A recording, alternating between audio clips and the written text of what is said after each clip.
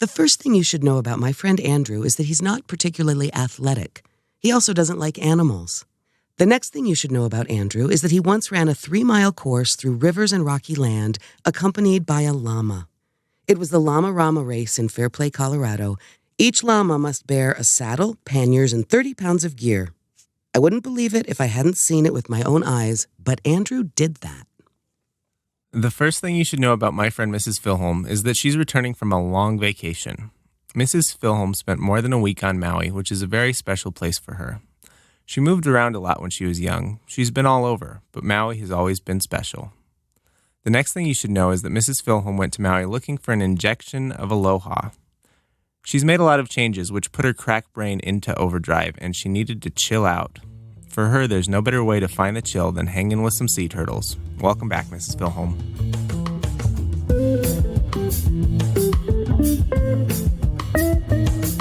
Welcome to Half My Age, a weekly show in which a 25-year-old adult and a 50-year-old child help each other make sense of the world.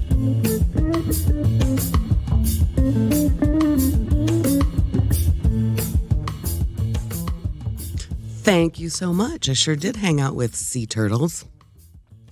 You can't help it on Maui. It's amazing. It sounds wonderful. I've never been there. Wonderful. But I'm eager to go. Yeah, I'm eager to go back. I had such a good time. And we last left with the question, can Mrs. Filholm get some chill? Do you hear my voice this morning? It sounds like well, that's not the voice of a chill person. It sounds like you were doing some yelling last night. No, that's the voice of a person who just woke up. I was not doing some yelling. That is a voice of a person who just woke up. I'm so chill now that I woke up when you knocked on my door this morning. I joked with you when I got here. I said when I left, you were running around everywhere as if you were late, but you weren't late. And this morning, you're not running around, but you are late. Mm-hmm. And I'm sure... It's a total 180. I'm totally chill about it. Look what those sea turtles did to you. You can't believe what those sea turtles are like. It's, everything I said I hoped for, I got. Oh my gosh. Okay. It was so great. Here's the other thing. As you know, this is how the entire vacation went. It was one of those, I hate to be groovy about it, but just like trust that everything's going to work out, because every time something seemed like a crisis, honestly, it turned into something great, including the biggest moment is that we were on the airplane at 12:30 in the morning, leaving the island. Bye-bye. I always cry at the airport, had my little thing, went and visited my childhood home, was having an emotional time leaving Maui. We're sitting on the airplane, and there's mechanical failure. So we start getting texts about, you're going to be an hour delayed. Oh, you're not going to be out of here for another 3 hours. Okay, everybody deplane. This plane is broken. This plane is not going anywhere. So how many people are on that airplane? 250, 300 people. We all deplane. Everybody's kind of bummed out. It doesn't matter. Long story short, I got 2 extra days on Maui with a free hotel voucher, taxi voucher, food vouchers. And I went, we could have stayed for the one day. We didn't have a choice. We had one night we had to stay. And then because of timing, they kind of went, and you can stay that extra night too and just take the plane. And we went, sure, let's do it. So I got actually 2 extra bonus days on Maui after I had made peace with the fact that I was coming home. So those were completely chill bonus days. And we didn't have a rental car anymore. And we were in this very bougie resort where I don't belong. And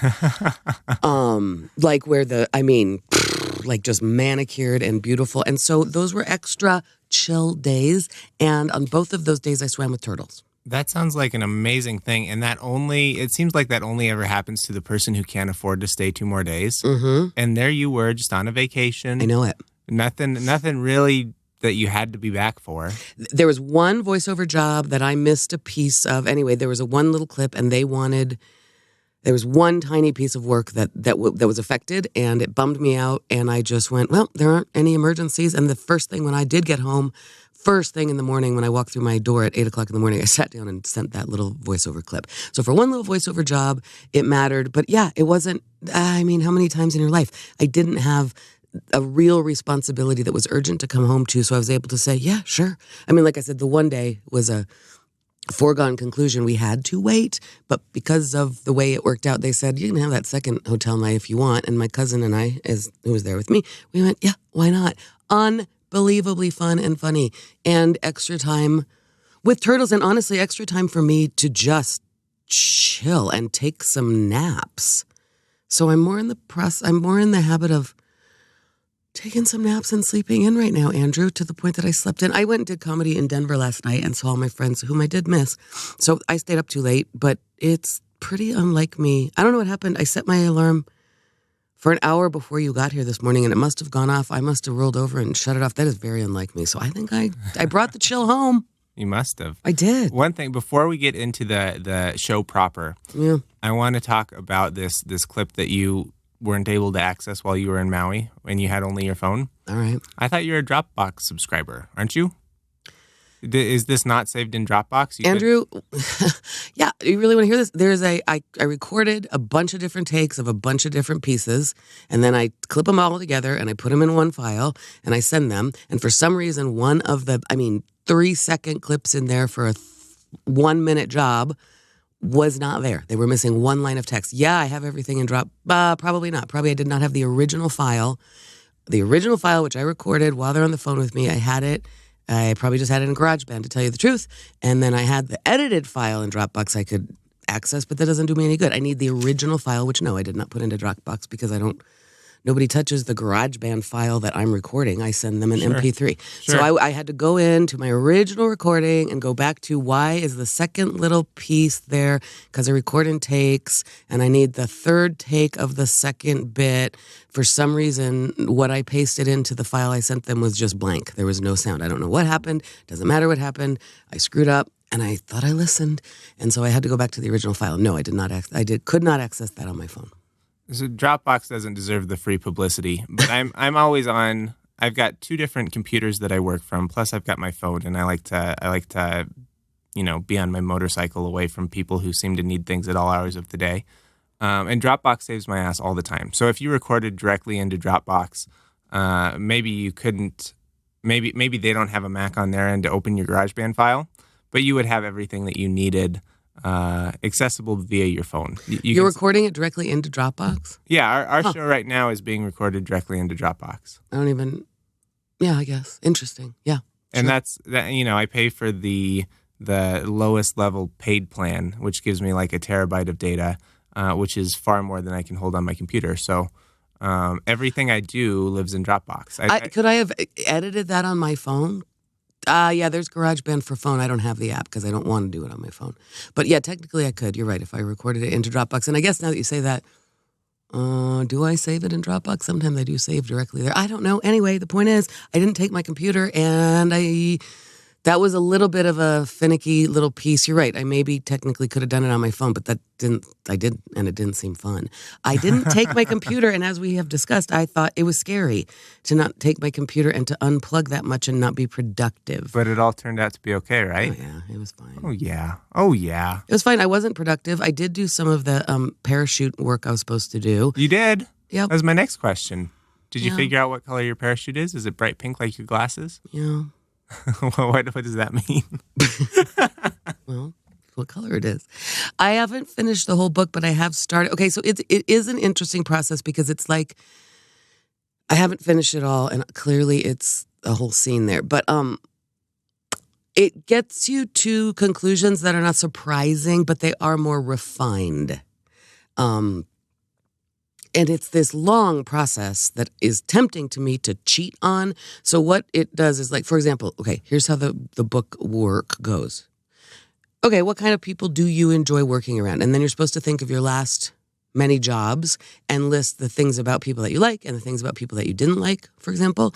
And then you're supposed to rank them, but the guy has you do it on this crazy spreadsheet thing that seems overly detailed. Point being that you must, if you say that I like working with people who are funny and collaborative and self-motivated, and you've got a list like that, and you've got lists from all of your jobs that you've ever done, he wants you to compare each of those qualifiers, each of those adjectives to one another so that you get a good rank. When you say things I don't like about a boss, I don't like micromanaging, and I don't like whatever, emotional abuse, and I don't like, an unorganized and a disorganized office, rank those against each other. Like you have to go 1 to 1. You have to compare an unorganized person to emotional abuse. Which of those two do I value more? And then you end up with your top 10 qualities you don't like in a boss, and you end up with your top 10 qualities you like in a workplace. Everything. You're force ranking, and you're side by side ranking every single. It's like at the eye doctor, you prefer 1 or 2, 2 or 3, right? So that's real tedious and makes me laugh a little bit because you think, I know what I like in a boss. I know what I like. Well, it does give you a little bit. It gives me results that are a little bit interesting, more accurate than I would have thought. So yeah, I'm starting to get an idea. The idea of this book is figure out what it is that your unique gifts are. Like what is it that you really do and really like doing that is your gift to the world, and then go out and find that job. That seems like the hard part. Yeah, it does. There's not there yet. 2 major components to this thing, which is first know yourself, which I feel like is some kind of quote, first know yourself. I know. And then second, once you know exactly what your dream job is, then you go out and find it. And that seems like a big leap from, okay, you got this covered. Now just go get a job. Just go do it. I haven't gotten there yet in the book, but I'm sure what it is then go market, then how do you get that job? What is that job? What does that job in today's market look like? And then how do you get that job? So yeah, I'm leaning towards understanding what those things are, but it doesn't make me feel more employed right now. So I'm just trying to trust. Okay, listen, here's the thing on that Maui trip. I am not kidding. We just talked about how I got to stay for 2 extra days, which is insane. Like you said, when that happens, when that has happened to me before and I've been stranded, it's not a good thing. You're stranded in an airport. Oh my God, I have to spend 1 more day in some crappy, crap hole. I'm on Maui and they sent us with a taxi voucher and food vouchers, and I just got to stay in this so fancy hotel. The beach was 10 steps away. I mean, like one of the most beautiful beaches in the world. Golly. And by the way, okay, here's a part of that. I'm checking in. This is how the whole trip went. I'm checking in at the airport because I'm checking a bag going back. Because I bought crap, and I knew I was going to do that. And they directed me to the self-check-in machine, and I was kind of tired and whatever. So I accidentally paid $23 for upgrade to priority check-in. And then I called the people over and said, I thought I checked the bag, but they're like, oh, no, you upgraded to priority. I'm like, what is that? They go, oh, if you were supposed to board in the 6th group, now you get to board in the 4th group. And I went, I don't care when I board the airplane. I want that off my thing. Sorry, nothing we can do, ma'am. Sorry, nothing we can do. You just spent $23 on priority. So I went, Then I paid my bag fee, and I went, okay. And then I got to go on the airplane early, which, by the way, actually didn't suck. It didn't suck. Then when we got deplaned and went back to the ticketing counter, because I had paid $23 for priority, I got to stand in the first class line. Oh, yeah? Which meant that there were 4 people in front of me, because imagine this. So every single person or group deplaning, and I'm not kidding, how many people are on an airplane? It's got to be 100, 250, 300 people. Every single one of us, they are standing at the ticket counter, acting like a travel agent, going, here are your options for leaving this island. You can fly this flight tomorrow. You can fly a direct flight with United. You can here are your options for hotels. So they're doing that for every single person and taking their time. So it's just taking a long time. And there are families lined up. I mean, it's just a scene at the airport. Oh, yeah. I stepped up as like 4th in line, got treated like first class passenger because I had accidentally, that was so worth $23 because then we were in Kaanapali, tucked into our hotel. There were still people at the airport waiting in line, figuring out their next steps. So that is how that trip went for me. There was a moment that we thought we were stranded on the road to Hana. I don't think I want to tell the whole story, but just the timing of it and everything. It was kind of a trip that it felt like the universe was going, just trust me, everything's going to work out just fine. Just keep going, keep being yourself, keep doing your thing. And every time something seemed like a crisis or seemed funny, it ended up being a blessing and a joy. And there were so many moments of timing feeling real fortuitous and magical in Maui. It was a great trip. And I learned from those turtles, and I learned from some land turtles as well. There are some people on that island who seem quite like turtles in terms of chill and perspective, and I soaked up some of that as well. Yeah, time moves slower on Maui, and there are fewer fucks given, and I think it was real healthy. Good. Good. You sound better. You seem a lot less frazzled. I think you're going to notice the difference. Now, this morning I just woke up, but also that might make me frazzled. In the past, if I had just woken up, I would have been so ashamed and humiliated. And here you are seeing me in my jammies that I might have been frantic about that. I think you're going to notice there's a level of chill that I brought home. And those extra 2 days, I'm not kidding. I could feel it. Okay. I think it was the first of the 2 days. I got in the water and I started snorkeling and I went, oh, not that great a day. There's no honu out here. Oh, there's a couple of fish. It's still good. It's still good. Then out of the blue, just as it happens, when you stop looking, a turtle rises. And it's always, by the way, a visceral thing. You think it might be a shark or just something in your actual human experience goes, when something rises up in front of you, like through the murky deep. And it's a turtle. And there's a few people around. And they see it, and that's how, you tell other people, oh, no, and everybody looks, and that's kind of annoying. Like, I want this turtle myself.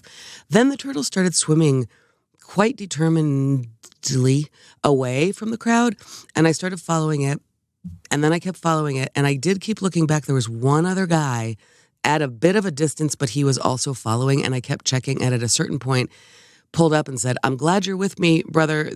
This is buddy system, because we're just following this turtle, and let's just go. I mapped it later.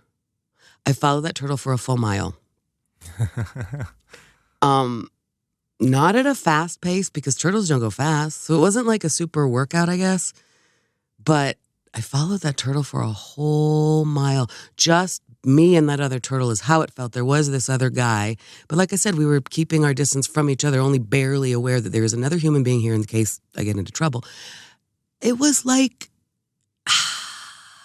it was like a miracle. It was like a gift. And the day before that, I had also swam with a turtle in a place that you wouldn't expect. And this turtle rose up and stared at my eyeballs. And we sat there and stared at each other for a minute and then followed it. And I saw this turtle, I saw that turtle go to the bathroom. I saw that turtle relieve itself, which I've never seen. Looking at how they work and how chill they are. Oh my God. It felt like, I said I wanted to go there to swim with turtles. I paid for a trip where I got to go out to Molokini and swim with turtles you could see 150 feet to the depth of the ocean floor in crystal beautiful water and stuff. And that was all fine and good. And I don't regret it. I rode a really fast boat out there and it was really fun and adventurous. But that was like, if you see a turtle, there's 10 people gathered around. Oh, looking at the turtle, The cool thing about the turtles, they don't care. But then to have these experiences that I didn't pay anything for, I just put my head down, snorkeled out. I was so blissed out from following that turtle for a mile, and it felt so profound. And here I was, extra days on the island. I felt myself go into a state of chill that I think I can bring back. I think I can bring that aloha back. Good. I hope you share some of it with me. I'm doing it right now, man.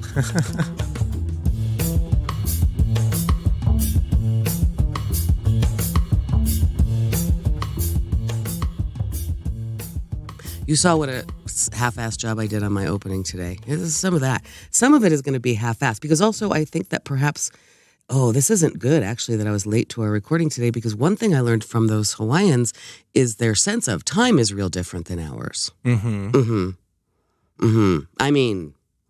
Wow, they're all turtles. You never know. If you make an appointment, that turtle might need to stop and eat some seaweed along the way and be a little late to the thing you planned and... no apology, no explanation. It's just honu time. It's something. Did comedy on Maui, which was super fun, super different scene, for sure. And then did comedy last night and saw all my little comedy friends again. And that was fun. Okay, also, Andrew, I want to tell you something huge. I did cry when I left the island the first time we were supposed to leave. The second time, it was like, okay, I think I'm not crying because I had 2 bonus days. And for the first time ever, I'm kind of happy to be home. I'm happy to see the dollhouse. I like it here and I like it on Maui, and that's pretty cool. That is cool. That's a nice feeling. It feels like home, and you've only been here for Lord knows how many months. Not many. I know, and that's something. I haven't had that. I haven't quite had that feeling before, where I am almost equally happy to be home, knowing I will go to Maui again soon. Truly, I have more friends there now. I have more reason to go, including comedy. And I will go again. Probably soon and probably often. But my God, I'm not sad to be home and I love my home. And that is such a cool feeling. And I've never quite had that before. So That's a great thing to be aware of too. That I'm not. There's always people going, you're going to leave, you're going to stay, right? Like low key, I'm always looking, can I live here? Are there jobs here? Is there real estate here on Maui? And this time it's like, see, not now. Because also what I'm learning about the color of my parachute is that I probably need to be in a place with more opportunities for me. So that's a very cool feeling to not hate being home. I got to ask you, what did you see on your way home from Maui? Well, Andrew, not on my way home, but on your way to the dollhouse. Within moments of being home at the dollhouse, my doorbell rang. First day home, I was taking a nap. I've been taking a nap. I have had some readjustment issues. I didn't sleep on the flight over, and it was overnight, so it's funny, I am catching up on sleep. My doorbell rang, and it was a police officer. And he said, hi, there was just an altercation right out here in front of your house. Did you hear anything? And I said, no, I didn't. I've been taking a nap with my fan blowing right on my ears. And then I look out and there's a car stopped and a couple of cop cars and an ambulance and a whole bunch of activity. And there are officers going and asking every single one of us on the block if we have seen anything. And then he says, I notice you have a doorbell that records everything. So I then pulled up on my phone 5 minutes of video from my doorbell, low quality, but it does have sound, and airdropped it to the kind officer, and I helped solve a crime. Wow. I mean, right? What kind of crime are we talking about? Not entirely sure because, when you do things like then I look out and I realize that the perp is being taken into an ambulance. And I'm like, wait, this is happening right now? Wait, what? Am I safe? Is everything fine? Oh, yeah. And you say, what happened? And the police say things like, he was acting the fool or, oh, he was doing something he shouldn't be. Police say that. Sometimes they're not giving me the details. I noticed that they were taking, I think what happened from the video, this car was giving chase and happened to stop right in front of my house. And then giving chase to the police? Yeah. He was being chased? He pulled up in front of my house, according to my video.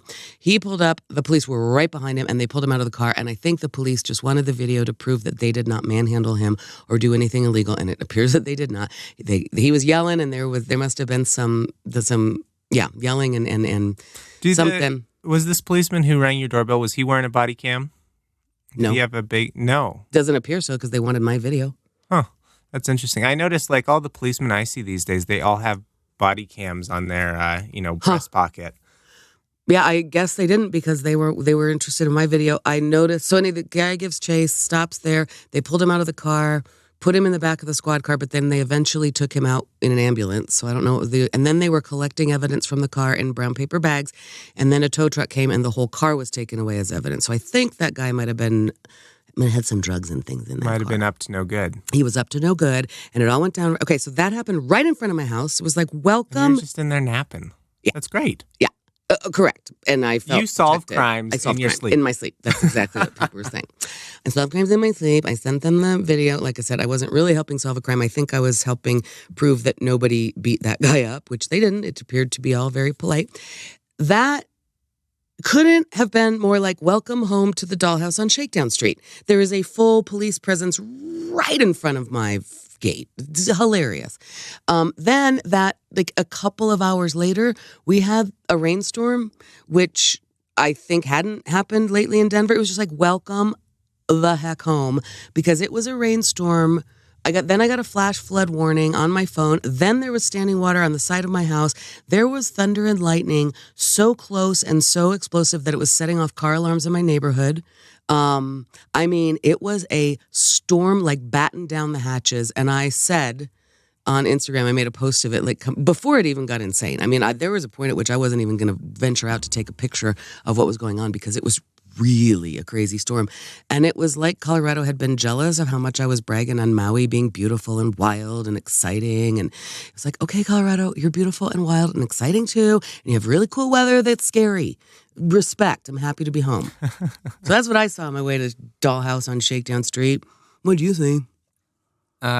Since we last spoke, it seems like more and more schools are in session. Yeah. And today I saw young mothers walking young children to school. Mm-hmm. It's so cute, so sweet. Mm-hmm. And it's something like I grew up in the suburbs. Mm-hmm. So if you wanted to get to school, your parents either drove you or you took the bus or whatever, because there wasn't a school in our neighborhood. Mm-hmm. The only people who were walking were people who lived a block away. And it seems like in your neighborhood, everybody walks to school. And it's very sweet. Everyone's in there. It's still kind of the beginning of school. So everyone still looks like their parents have everything under control. And they've got the right shoes on the right feet. Supplies in the backpack. Yeah, and they look cute. Did it seem like kids right in this local neighborhood were walking with their moms? I mean, seriously, and I haven't seen it too much yet because I haven't lived here that long. But I mean, you see people in their dress from other countries walking to school. Yeah. Yeah. I saw. Isn't that cool? It is cool. It's really cool, and I love. It just seems very, for as much weird stuff happens around the dollhouse, it's a nice breath of fresh air. And it does feel neighborhoody here. I mean, that's the funny thing, right? And I've said that. Back here, we can have zombies in the alley and all the crazy stuff going down. And then, honestly, out the front window, every day of the week, there are families walking. And moms walking their kids to school. When I used to commute to my job, I would see like the daycare, like at a Presbyterian church or whatever, and I would see the little Catholic school kids being walked in, but the kids in the neighborhood, right, like going to the local public school being walked with their moms, it is cute, isn't it? And there's a level of normalcy, and you realize this is a neighborhood, this is where we live, and it is crazy here, but it's a neighborhood where people live. By the way, when I was doing comedy in Denver, about half of the people that I met that night had ties to Colorado. Like many people, I think there's a...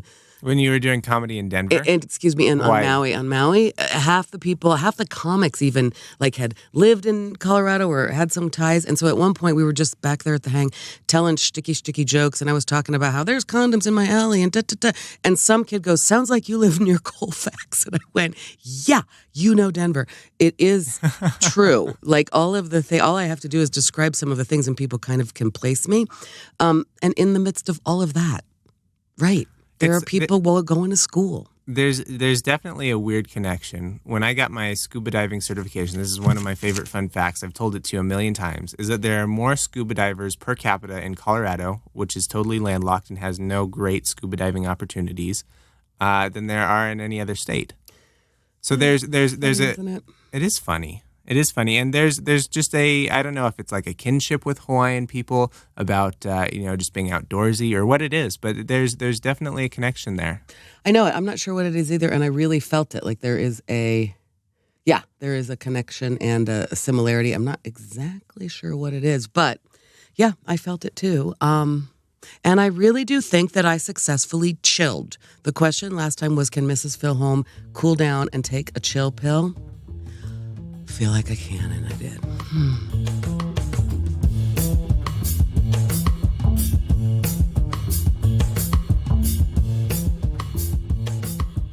So I got a couple topics for you, and they're really about me because I want to tell some stories today. I love that. And you can either find out how I became a metric-fastener genius or what my weekend plans are. A what genius? A metric-fastener. I don't know what that means. I don't think okay, so here's what I learned. Long story short, I was gifted a new farkle for my motorcycle. Oh. And if you remember, farkle means functional sparkle. Yep. It's a little doodad that does something neat. And this farkle is it's a side stand cover. So, if you put your kickstand out in dirt, it has a tendency to sink in. This thing just makes the side stand larger so it doesn't sink into... Oh, that's cool. Like a foot? Yeah, it's a foot. Wide foot? Correct. And you fit it over the existing kickstand? Correct. That's cool. I'll show it to you after I can't the wait podcast. because that does seem like a thing, especially when you park in my little rocky driveway there. Okay. And you were gifted some farkle. This side stand cover came to me used, and it was missing. It's got 3 nut bolt sets that hold this thing onto your kickstand. Mm-hmm. And one of those nut bolt sets was missing. And I took this to Home Depot, and I was like, hey, I just need, one of these doodads, one of those doodads. And the guy looked at me. You always describe, you never ask a surfer what the best wave is because they're going to get all groovy on you. Mm-hmm. And this guy was that about fasteners. Fasteners. Nuts you mean and bolts. screws and nuts and bolts. Literal nuts and bolts. And you're going to talk to me right now about how you measure them. And I have actually done some of this recently. First of all, I had no idea. You've got metric fasteners and you've got Imperial fasteners, known to the people who work in the business as inch fasteners. Inch fasteners. Imperial is the name if it's in Inches It's the versus opposite what? of Metric? Yeah. Imperial. I guess it's not the opposite. The American version of metric. Right. Oh, imperial, though, that's a real interesting word, especially since I've been in Hawaii where there's a real sensitivity to colonialism and imperialism. Okay, metric fasteners are measured in metrics and inch fasteners are measured in inches and quarter inches and whatnot. Yeah. Are they two separate things or two separate? They are two separate things. Two separate lanes of traffic. If you've bought tools recently, you'll know that Allen wrenches come in metric and imperial. That's right. So first of all, I had to get some Allen wrenches for this thing. I knew it was metric. And this guy, so he says, what does this bolt go to? And, I'm like, who gives a shit what it goes Why do you to? need to know? But I told him it's for a motorcycle part. And he says, metric. Motorcycle parts are metric. That's just a known thing. This guy knew that. I'm liking him already. And I say, okay. So we know we've got a metric fastener. All right. Now, why don't you just find me one of these doodads that's this big? And he says, well, is it coarse threaded or fine threaded? I'm like, fuck if I know. It's a goddamn screw and bolt. Or a bolt and nut. What were you showing him? Were you showing him the actual fastener?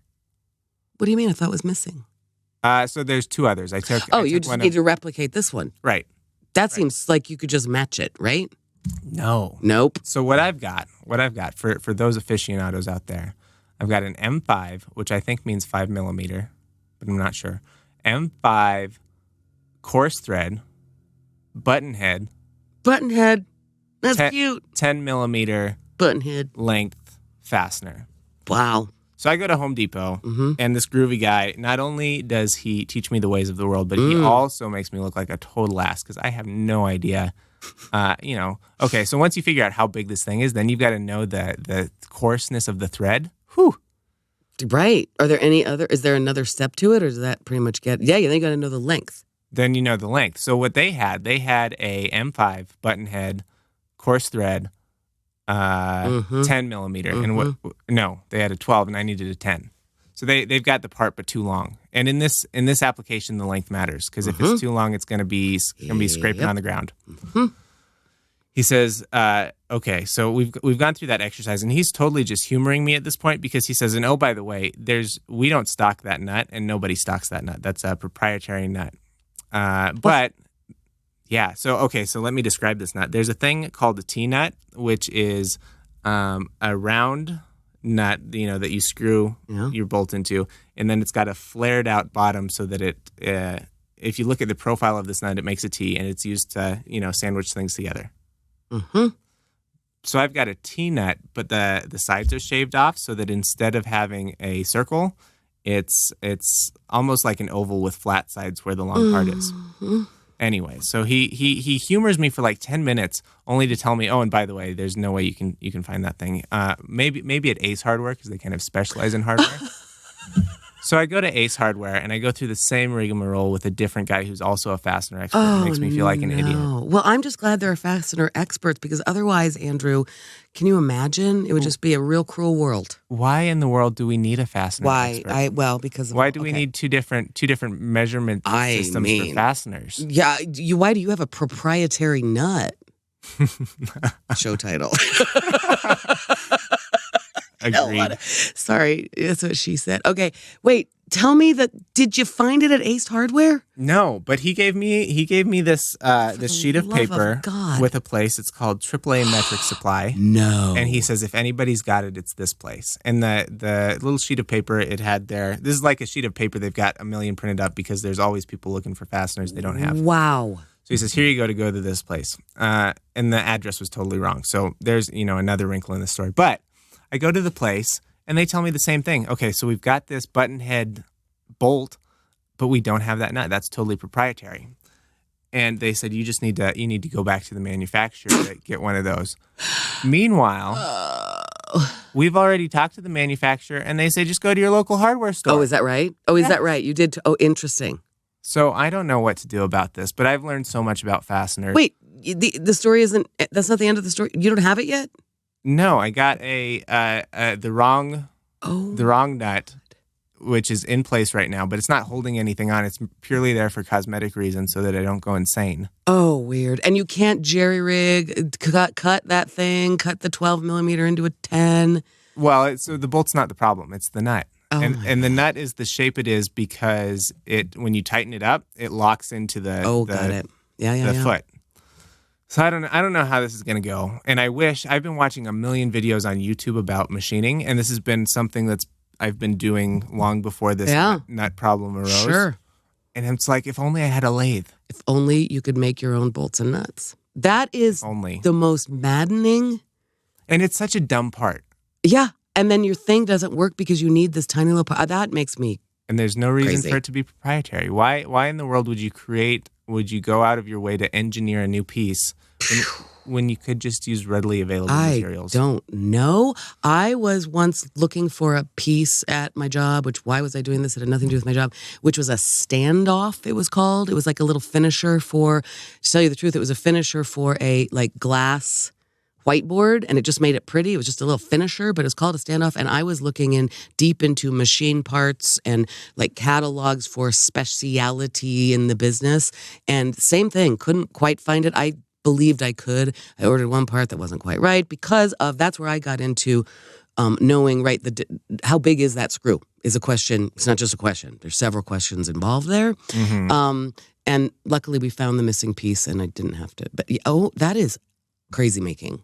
So this Farkle, brand new, it's the dumbest thing. It's like $70. And there's no reason why it should be. The raw materials don't cost anything except it's got these dumb proprietary nuts. Screw, you're paying for that.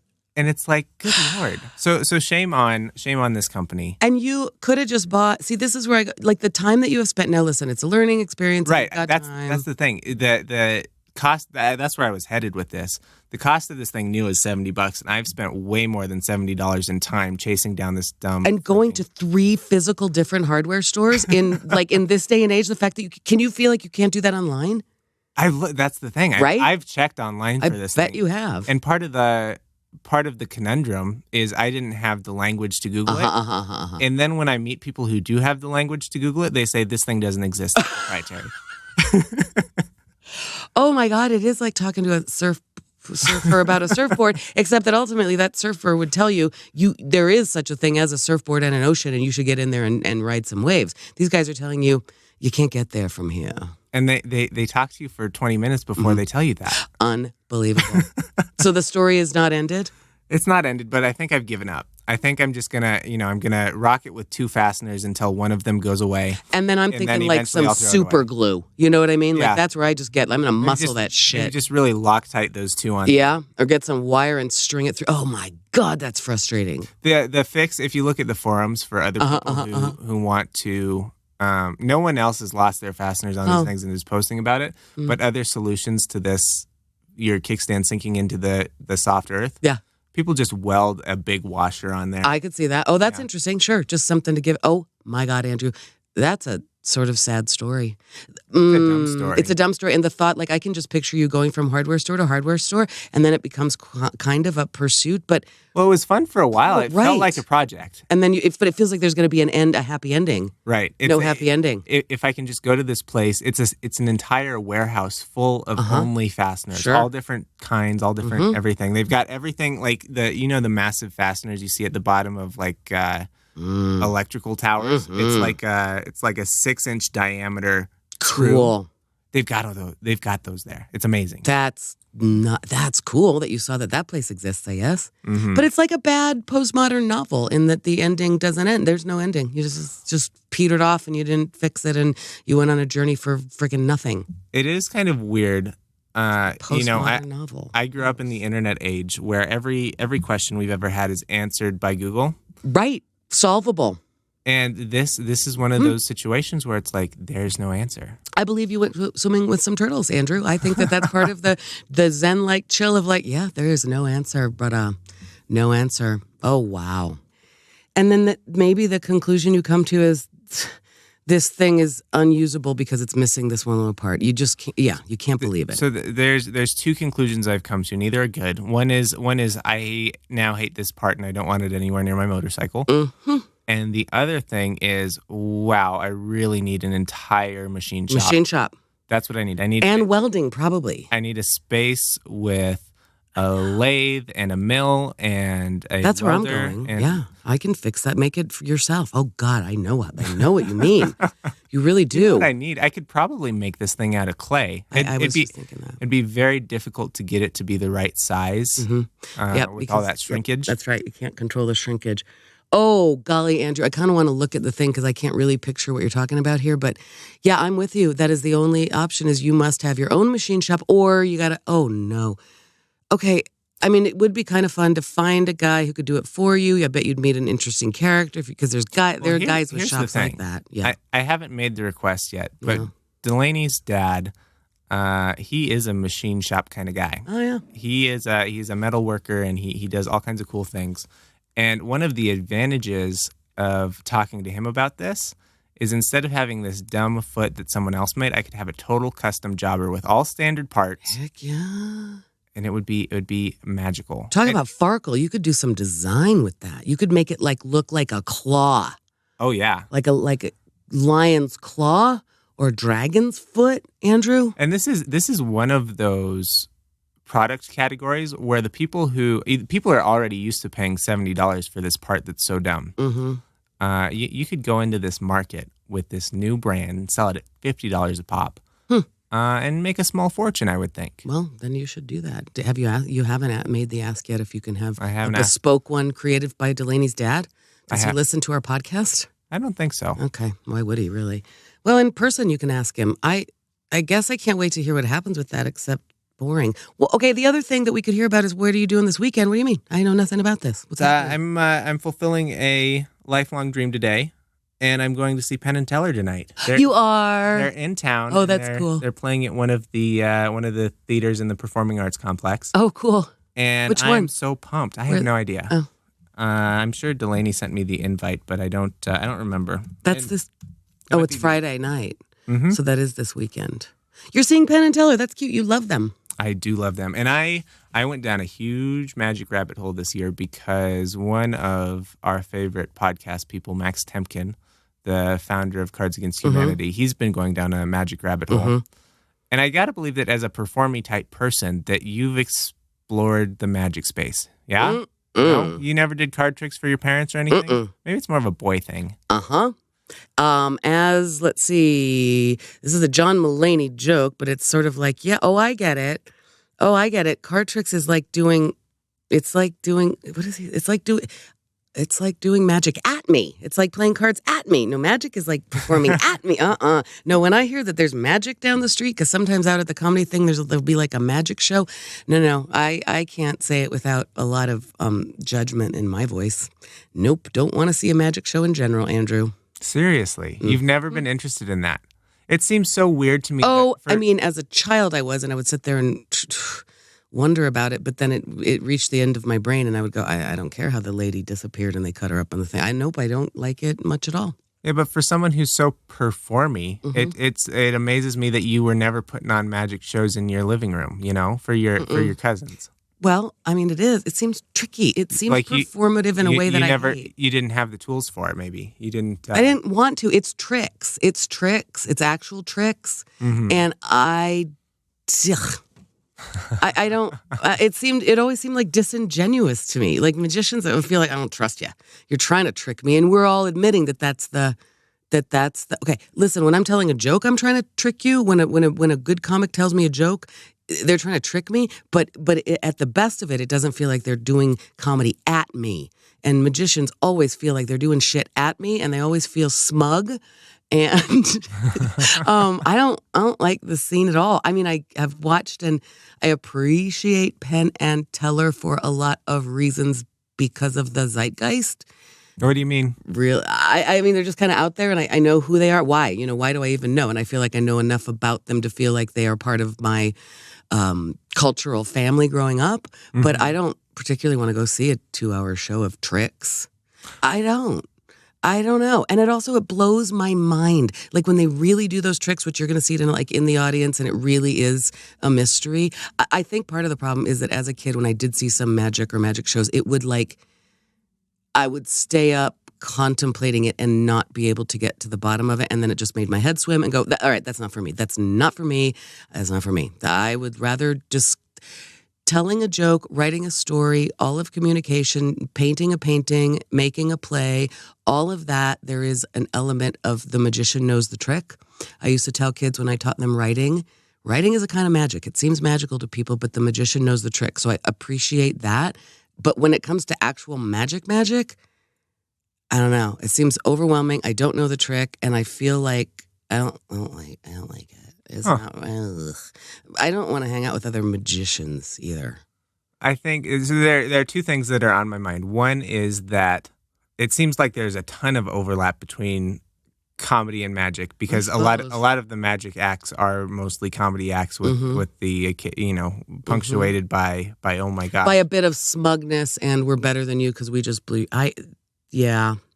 And then the other thought is that Penn and Teller, their whole shtick is maybe they don't show you how they do everything, but their whole shtick is we're going to show you how you're being taken advantage of and made fun of, which is I don't know, super appealing to me because it feels like the feeling that you're on the inside, you know? Yeah, right. I mean, you're right, and I have seen that again. I don't know how do I know Penn and Teller, right? And they're telling you the whole time you're being had. I know, and yet. They have the upper hand. I still feel freaking tricked at the end. I don't like feeling tricked. Yeah. That's why I don't like magic. You get enough of that in daily life, huh? That's kind of how I feel. Like, it's like a friend of mine, escape rooms, that new trend. I don't know how new it is, but a friend of mine was like, have you met real life? Like, I don't need an escape room. I don't need to go someplace. And I mean, I get it, and I'm sure it's fun, and it's a team builder, but it's like, real life is an escape room. Have you met real life? That's exactly how I feel. I feel like I get duped enough by people and things like screws that are machined in special ways, and I can't make a product work. That feels like a trick. And so I feel like I get duped enough in real life. And then magicians, who are, as you say, probably largely comics and entertainers, they are handling, it feels like very smug. It feels like they always have the upper hand and they always win. And as you know, I'll say like I know when I'm being handled, and sometimes I choose to go into that. And generally in magic, I don't want to be handled because no, you're going to win. You're going to tell me the whole time that I'm being handled, but then you're really just tricking me. It feels like I can't trust that shit. You're just going to make me uncomfortable and look like a fool. Yeah, it feels like sort of a guy going, hey, I've got candy in my van, little girl. And you go, no, I know better than to follow a guy with candy. Nope, I learned. Yeah, but. And then in the end, he's going to still get me into that van. I feel like very duped by freaking magicians, and I don't like it. I don't trust them, Andrew. I'm too sincere. It's a good thing that I'm going tonight and you're not. It is. I'm happy for you, though, because I can't wait. So I'm much. so excited. I know.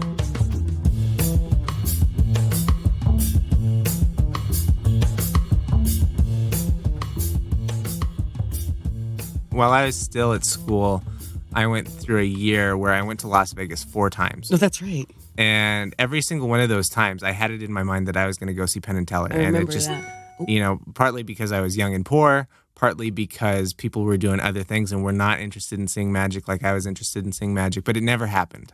I remember that. I want to look up where that was my computer just went off because I had it closed, but no, we were so close. We're like tonight. We're I don't know how long this will be after we take out bathroom breaks, but we're 50 minutes in without a single notification. Oh, that was me because I opened it. I wanted to see. Yeah, you're going to see it at the big theater. That's cool. That's cool. Which the Buell Theater. Okay. That's what I figured. They're not in some small, intimate space. Because that's the thing. They can do that.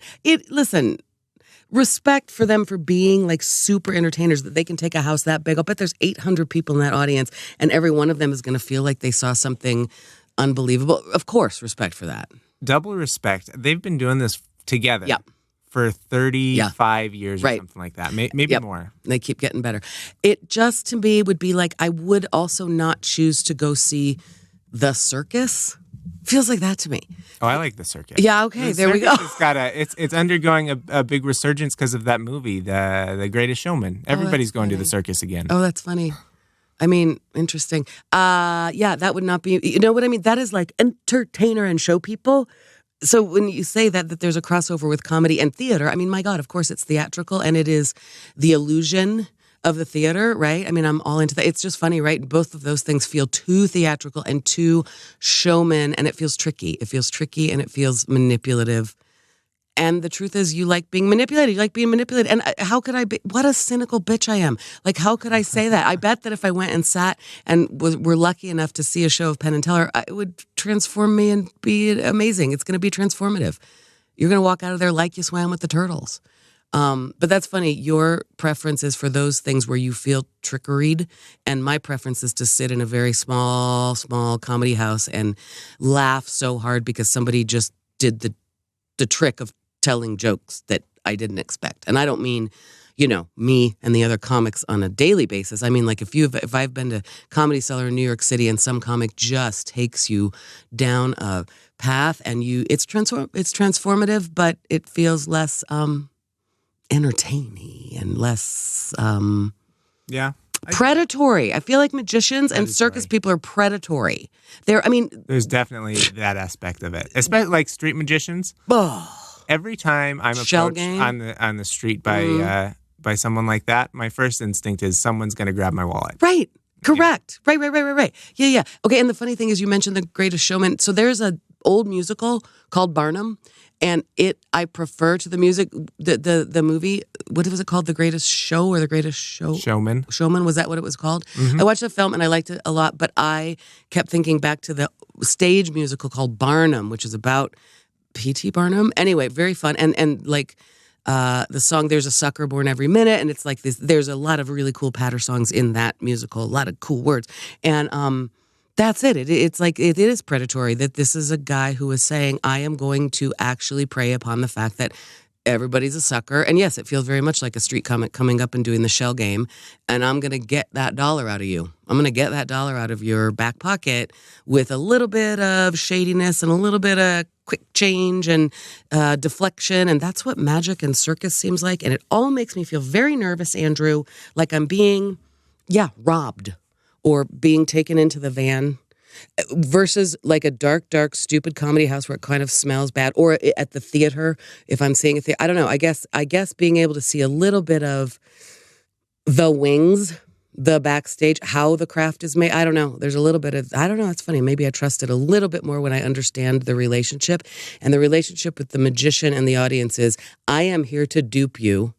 And to me, that always feels like you're also going to dupe me out of my money. Sure. So I got one more wrinkle to this Penn and Teller story. Okay.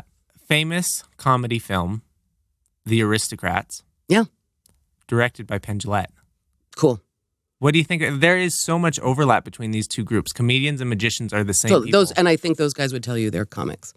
I mean, like that's how they stand it. That's how they came up.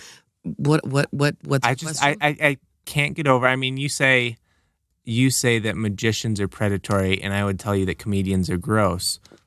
But in reality, they're totally the same people. It's such a weird line to draw, you know? I know. I suppose that's right. And then the deep seed of it goes to, what is it in me and in some of these people that need to perform? And it is trickery. I mean, for sure. If you're telling a joke, if you're writing a play, you are hoping that you are going to take the audience. You're going to change the experience of the people sitting in the room with you. You're going to make them laugh. You're going to make them cry. And I mean, I'm talking what I know about performing. My mama bear shtick, right? I go up there. What's my need to do that? I want to be on that stage talking to you, and I am going to change your mind or help you have a new perspective if I am doing my job on raising teenagers. And I have to do that live and in person, and I write that stuff very carefully to take you down an emotional journey, don't I? I mean, I have written my shtick very carefully so that it's starts out funny, starts out approachable, then I hit you with this, and I'm always judging my performance on like, sweet, I did make that person cry. Yeah, it's predatory, isn't it? I don't know. I'm just, no, you're right. It's a weird thing that people do, and I'm one of them. The need to perform and the need to create it. Dude, we're recording a podcast right now, so some part of that is also tied into that.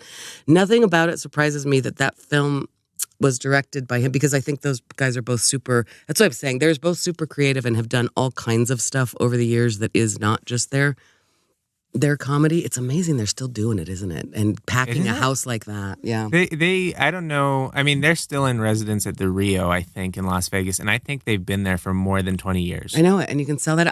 I am not, respect for Penn and Teller. I mean it. I mean, what I have seen. And I understand that some magic guys are such good performers and it's so masterful. I mean, and at the heart of it, respect for being able to do what you do and to manipulate an audience like that. I mean, Andrew, tonight you guys your minds are going to be blown. Like I said, it will be not unlike swimming with a turtle. Like, whoa. I mean, really, like altered perspective. That's all we have. That's why we perform, and I love it. It's funny to me that and it makes me feel like a little girl. The little girl in me is like, oh, I don't trust magicians. I think it's because probably they're telling me, right? They're telling us, I'm going to manipulate you, right? There's a little bit of that showman shticky, like, you're about to be had, okay, everybody? Now watch me. Going, oh, no, it feels, it's funny. It makes me nervous. But is it the same thing as every other show person? Sure. Telling jokes and doing radio shows and a podcast and making a play? Sure. Ultimately, why do we do that? Because we're trying to share something about the human experience, because we are trying to illuminate something about the experience, because we are trying to have some fun. A lot of times performing is just fun, and being blown away at a magic show is fun. Right? I mean, I'm sure there's a part of that going, oh my God, I just got taken. I just got had, and they told me how they were doing it. And then it happened anyway. That's like wonder and awe about, golly, it's funny that I have a nasty feeling about comedy, because it is probably the same thing as all performance. Well, this is a really high level podcast today. I'm saying a lot of nice, smart words as I rolled out of bed. The closing interesting thing about Penn and Teller to me, there was an interview with Penn, and he was talking about his relationship to Teller. And they've been working together for so long. And they said, are you and Teller friends? And he said, no. He said, we're coworkers or whatever. Teller's been around for a lot of my major life events, the birth of my children and that sort of thing. But we've never, we've always viewed our relationship as a professional one. And I thought that was interesting. That is interesting. Do you think that maybe that's the key to being together for 30 plus years doing shows together, is a healthy separation? Probably, right? I mean, I honestly don't know how you do that. Essentially, I think Penn has a wife as well, but he's totally married to Teller, and that they've been working together for so freaking long. What an interesting. Well, thought. Andrew, here we have a partnership that's just going to have to unfold. We'll see how it is, won't we? That's right. We'll be Penn and Teller. And I mean, I've had working relationships like that with people. And of course, it bleeds over into life events. But I can kind of understand that. I had a friend that I really did a lot of partner work with in theater school days and thereafter. And there was a little bit of distance. Like, you're my squad and you're my person, but also, right, you're not. I have different friends I'm going to talk to about the birth of my children or whatever. Yeah, that's interesting. And I think I've known that in partnerships, that there's people who sort of keep it a certain amount of professionalism, and that's the key. Interesting, isn't it? Boy, well, we'll see, because this partnership right here, Andrew, really, I don't want you to be part of any of my life events. Just make the podcast. I hope you have fun at that show. I know you will. That's so cool. I didn't even know they were coming to town. How'd you find out? I didn't.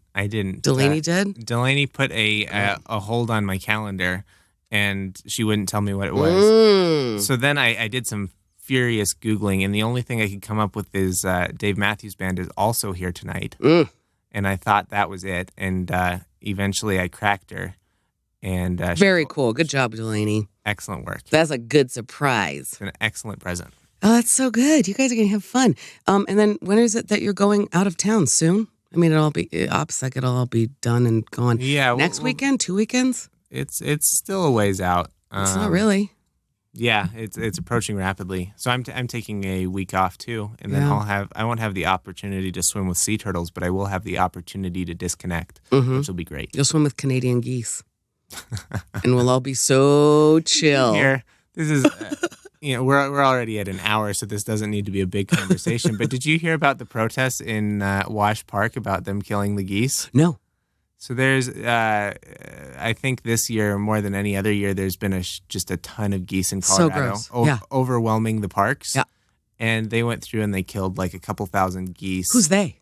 The city or whomever? Like wildlife management. They killed them just to thin the herds. Did they feed homeless people with the meat? They did. Okay. They did. So the meat went to a good place, but people were outraged. Oh. It was not just the PETA people, but also like a massive following of other Colorado nuts freaking out because they killed so many geese. I have long thought that we should feed them because it is outrageous That's interesting. No, I missed it, Andrew. When I have said lately on this podcast that I have unhooked from the news, I found out that Jeffrey Epstein died in prison because a comic told a joke about it that night. This is how, and that one is like, oh, I got to go look that up. What's happening there? I have actually checked out from the real news, and I'm not sure if it's, I don't know. I continue to like do little things, like listen to a couple of podcasts that I just like quick, like the daily. So I feel like I'm not completely out of orbit, but I can't say that it feels unhealthy to not have the news in my brain all day long. But then I miss cool things like the outrage over the geese in Wash Park. I miss local politics. Do you think it's healthier for me still to not have the news in my brain? I don't think it's hurting you. No. And I don't know. I honestly don't come up against many situations where it's unacceptable to not know of an event. Everyone's always looking to fill you in. That's what you've mentioned that, right? Like if anybody, that's correct. I could just, if I don't know about a thing, anybody would be happy to school me. Because boy, people do like to hear themselves talk is something I'm learning a lot. Well, we're listen to us on this podcast. That's what it's all about. Yeah. All right. Well, I don't even know what to make about this whole machining thing, except do you think we're going to have to move out the pottery studio and put in a machining shop so we can solve? I mean, it's real tempting. If only. I'm just gonna go out and whether I ask Delaney's dad or I go to someone else, I think I'm gonna make my own. I'm gonna make a project out of it. Make a project?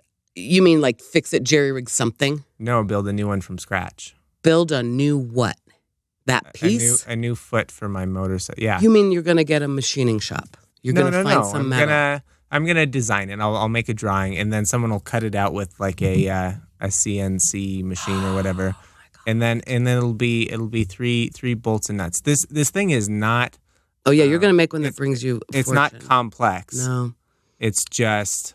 It's unnecessarily complex, I guess, is what it is. It's specialized in a way that doesn't need to be. See, this is the kind of thing I sit there sometimes and think, if only I had... Okay, for example, right now, I think that the West Portico, which is my screened-in porch, I had this idea that if I cut pieces of plexiglass and then have some holes designed, I think there's a way I could kind of winterize this, and I don't actually have the tools to do that stuff. Mm-hmm. And that's pretty simple because that I can sort of see and I could get the tools or I have people. When it gets into like, I wish I could create this fastener, that shit keeps me awake at night because I go, oh, I wish I had the wood tools. I wish I had the metal tools. I have the clay tool. And then I do like you do. I think, could I build it out of clay? Could I just, you can't build everything out of clay. And that just frustrates me that I can't control all the materials. It's not having a tool is the worst feeling ever. And this current motorcycle issue is part of an overall trend. I'm really interested in doing my own services and checking my, measurements and my tolerances and whatever. And I'm 25. I live in a no-bedroom apartment. I live in a studio apartment. I have zero room for tools, and everything I want to do requires a special piece of It's hard to be self-sufficient when you don't have any tools or room for tools. Yeah. You're going to have to move to a ranch? No. A lot of outbuildings. Yeah, I mean, I should. Mm-hmm. That would be ideal. Mm-hmm. Mm-hmm. Or make those that's friends, not currently in the cards. No. Well, Andrew, we do what we can, don't we? We look for friends with the right tools, I guess. Thank goodness I've got one with a she shed. Yeah, I'm sorry that I'm failing you. Stop saying a she shed. But I'm sorry I'm failing you on the machine pour. I just wish I could help you with your screws, but I can't. Today, this afternoon, supposedly, we're testing out my new handyman. I saw him last night at comedy, and I'm telling all the other comics, hey, you guys, this is my new handyman. And people have some feelings about that, like, yeah, that might work out for you, Lisa, and it might not. It remains to be seen. This afternoon is supposedly going to be our first. We're going to walk through the punch list and get some estimates and see if this guy is actually reliable. Because I still need.